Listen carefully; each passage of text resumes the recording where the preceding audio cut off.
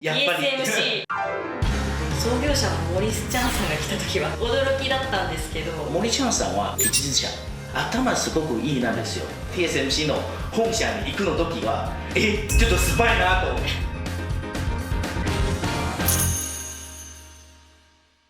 こんにちは、熊本県民テレビの吉村さやです。私たちは熊本の最新情報やニュースをこの熊本の地で41年間伝えてきました。今回 TSMC の進出に伴って台湾の移住者も増えるということで、台湾の情報を熊本に、そして熊本の情報を台湾に伝える新しいメディアを立ち上げることにしました。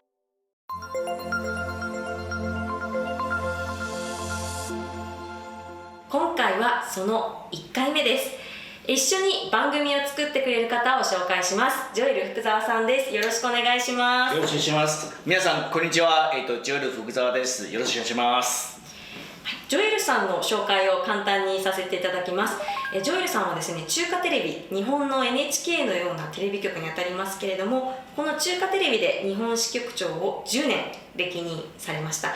で、日本の文化にも詳しいジャーナリストです。熊本は2016年の熊本地震から2ヶ月後に初めて訪れて、数えられないほどいらっしゃったそうですね。そうですね。熊本の方が、2016年地震の後、熊本に1ヶ月くらいで滞在しますので、じゃあ熊本の笑顔を皆さん台湾に伝えましょうという話があるんだから、1ヶ月間でもたくさん熊本の人々に手伝いしますので、だからその時はね、熊本にやっぱり愛を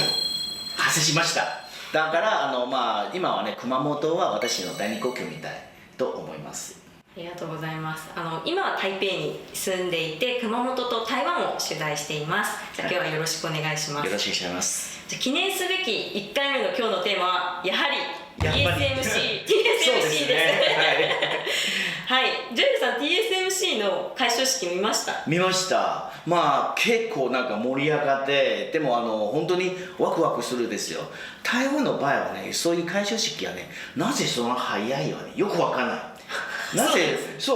というは同じ時間でもアメリカのアリゾナの方は、それで大体同じ時間なんですけど、アリゾナは今までまた更地でなってるんですけど、でもなぜ熊本その早いですか？やっぱり日本人の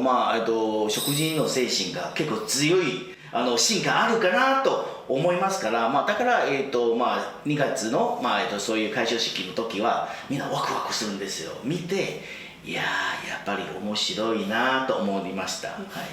取材した記者も、テレビで見る熊本の人たちも、創業者のモリス・チャンさんが来た時は結構驚きだったんですけど、台湾ではどんな方ですか？モリチャンさんはね、もしちょっと日本と同じの、ビジネスの人物がちょっと比べれば、松下、彼はね、もともと上海出身なんですよ。上海出身で、台湾皆さんご存知のような1949年から中国の、中華民国の国民党、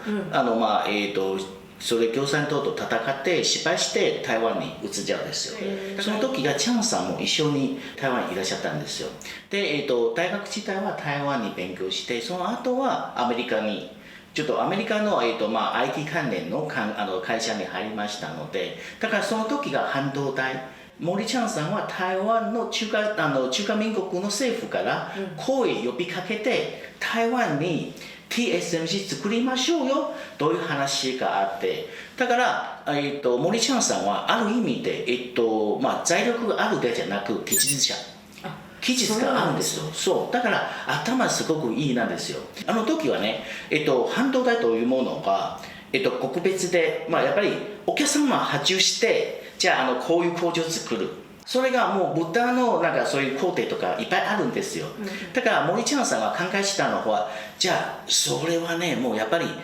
半導体のマーケットシェア拡大ができないと思いますから、じゃあ TSMC はある意味で B2B ということでやります。B2B というのは、例えば吉村さんが半導体のデザイナーだけでやっていいです。デザイナーの図、それもやっぱり図面の方が私の TSMC にやっぱり渡してそういうあるのない、吉村ライン作りますので、そういう特別なお客さんで発注して、昔の話で OEM の感じなんですよ。これまでの半導体会社は顧客が半導体に合わせて商品を作っていました。ですが TSMC は顧客に合わせたオーダーメイドの半導体を作ったことで世界トップシェアになっていったんです。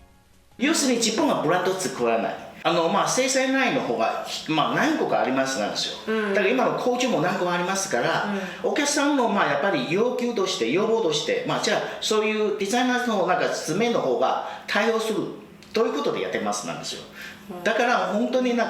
そしたらやっぱり TSMC の方はまたそういう半導体の製造のコストもっとコストダウンできますので。でお客さんの方はもうやっぱり大きな負担もかからないから、だからある意味でウィンウィンになってるんですよ。ただし問題はこういうやるの方はまず、TSMC とお客さんの信頼関係が一番大事なんですよ。信頼がないと、だってほら今図面の方が吉村さんもわざわざデザイナーしたのは図面で他の人渡すればやっぱりちょっとやばい情報がね情報漏れちゃうんですよね。だから信頼関係一番大事ですよ。だから今までもTSMC も情報の方が一番大切にやってますので、だからちょっと面白いの話なんですけど、今回私たち KKT のチームが台湾にも取材しましたでしょ。だからそれTSMC の本社に行くの時はちょっとスパイなとそういうこともあるでしょうね。そうですね、これは後日談としてありますね。